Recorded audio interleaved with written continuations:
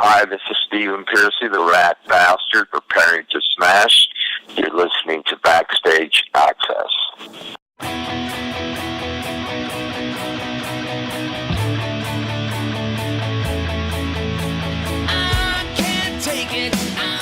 Hi, this is Chris with Backstage Access, and we are happy to have with us here today Stephen Pearcy to talk about his new solo record, Smash, and to fill us in on everything that's going on with Ratt.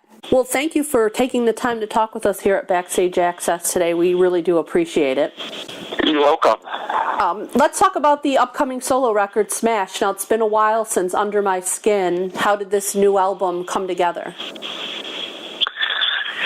Smash was a long process. It started out going to be Sucker Punch, and I had started recording songs, and I was about to, in between touring and stuff, I was about to get back into it, and then months back, I approached by Frontiers, and then I literally just cleaned the slate. I had given one song to Bo Hill, I Can't Take It to Mix and Master, the rap producer. I liked what he did. He liked it, so I pretty much said, okay, now we have a schematic, we'll go from here. Roadrunner came into the picture, and I just cleaned the shelf, and we wrote, Eric and I wrote a whole new batch of songs, and just started digging into it. And end of the day, we kept going through songs, tracking songs, and put them away, and we just kept writing and writing until we had the full idea of what Smash is, you know, or what it meant to me. And this is what you get. And there's a lot of great songs on the album, and one of my personal favorites, well, I had two really that I just really loved, Shut Down Baby. The groove on that is really just terrific. And I did like What Do You Think, because that's kind of a more laid-back approach. When you were writing the songs, did you have any particular ideas in mind, like you wanted the album to come out a certain way, or was it just a song-by-song type thing? No, I actually, Shut Down Baby was, besides I Can't Take It, Shut Down Baby was the first song we tracked. Okay. And actually the first and second vocal tracks I put on there, and we kind of left it alone. And every time we came back to it to see if it needed anything, we were like, no, it's perfectly fine. And a lot of people love that, especially the girls. So there's got to be something there. But we wanted the record I wanted the record to be very cohesive. I wanted it to have a lot of diversity. I wanted it to have a little light, a lot of light and shade, and talk about things that were a lot different than what people would expect from me, besides a song like Lollipop. Right. But I really wanted to dwell into some things, Interstellar, the Underworld, Above World, many different subject matters that, granted we needed a lyric sheet in there for, otherwise people would think I was, fucking crazy, which I am, but talking about doing crop circles with, girls with diamonds in their hair. Yeah, of course, why not? Now, you talked about, Bo Hill being on board at first. What does he kind of bring into the process that other producers don't? We just had a great working relationship over the years and a lot of success, and I wish he could have done the whole record. He was not available to do it. And I actually was going to bring in another producer I liked, and he was off on getting ready to go on the road to do some jamming and stuff, so I pretty much said, okay, I know what I'm doing, let's go. And we did, between Matt, myself, and then Eric, and even our drummer Greg. We've done it. We've had success, and we just knew what we wanted to do, and we were going to take our time doing it. we actually pushed the record back a bit to make sure we, accomplished what we wanted to. And at the end of the day, we did, down to, the mixing and not compressing it and having it, the songs have a lot of breathing room. And so it was a quite extensive process. It was a good one. It was healthy, and it was a sobering experience. Everybody was in a good place, and we achieved our goal. Okay, now, what about the other musicians on the record? Do you have a long-term relationship with Eric and Matt? Going back? Sure, Matt. So everything's kind of easy when you guys get back together? Oh, yeah, definitely. I mean, these guys have been in my touring band, Eric and Matt. Greg and Matt for the last 6 years. Eric has been in my touring band for close to 14 years, probably more. We got back Frankie on guitar, Frank Wilsey from Sea Hags and Arcade. He's back in the mix. But yeah, we've been around together for a while. Matt was in an early version of Ratt, Mickey Ratt, and and we're just best of friends, Right. So the recording band is a touring band, and we had a good experience in there, and we follow a protocol, and keep things tight, and that's how we did it in the studio too. Okay. Now you've got some tour dates coming up here in the States. Can you tell us a little bit about the tour going on for this record?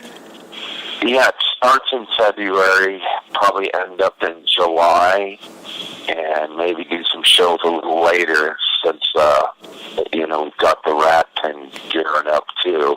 Right. We're doing this whole band headlining some great shows and opening some good shows and just playing. We fear where most bands. We go where bands fear to go. And, it's always good for us. We come into town, take care of business, and then we're out of there, rape and pillage and see ya, maybe get into a gunfight somewhere, I don't know. But, yeah, we're ready to go, and we have a great time out there. And, of course, I throw in some rap music, because we're going to be playing quite a bit of Smash, 4 songs at least. And, it's going to be a little overwhelming, but a fun time out there. Sounds terrific. Now, you did mention, Rat gearing up again, and I see that Rocklahoma's on the lineup for you guys to hit up this summer, so that'll be fun. And what was the biggest decision behind, Rat coming together and starting to do touring again? Well, we had taken a break, and contrary to what people think, we took a break because, there were some things that went down personally. And, it's no big issue. We've been around too long to not, if something personal were to happen, take a year, 2, 3 off. And it just so happened that the one person that doesn't do pretty much anything decided, hey, I'm going to make a whole new band and change the course of history and move on. Little did he know there were agreements in the partnership, and you can't fool all of the people all of the time. I mean, right. they presented that as it was a real band and disappointed a lot of fans and people. And the dust is settling, or if it hasn't settled enough already, and like you say, we're going to headline M3, we're going to do Oklahoma, we have another show lined up, and it won't in no way disrupt my solo shows.